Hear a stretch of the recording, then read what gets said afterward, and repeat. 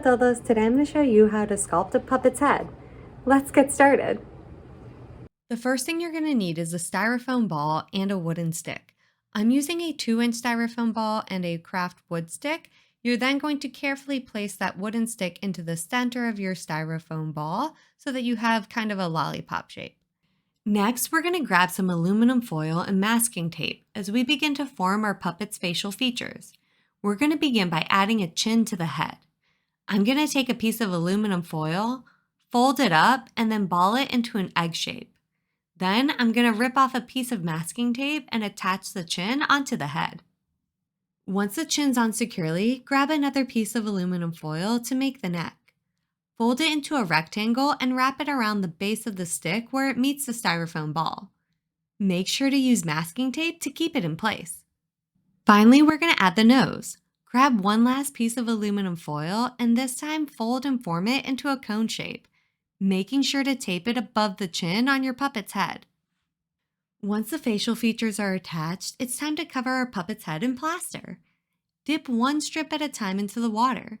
Gently place it onto your puppet's head, then smooth out all of the holes and wrinkles.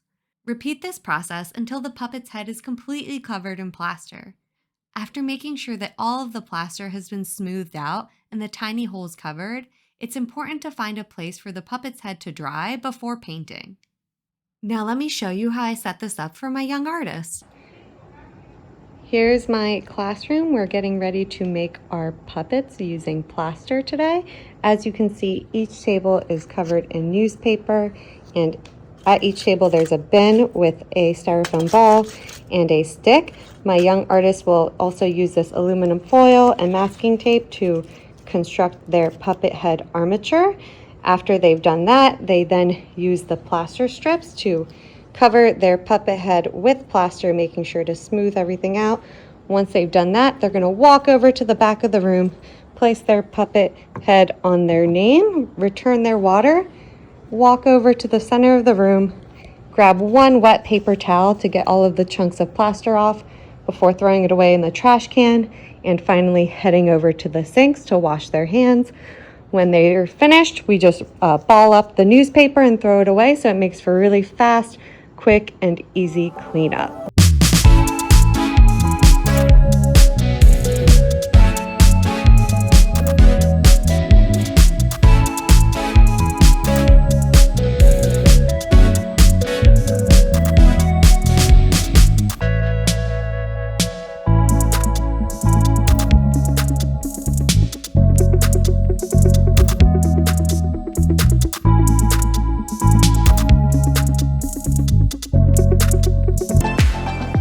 So here are the finished puppets from class. As you can see, my classroom's mostly clean. This is right after my young artists have left. This is where I'm storing all of their artwork on these wire shelves, so I'm able to stack multiple classes in a condensed space.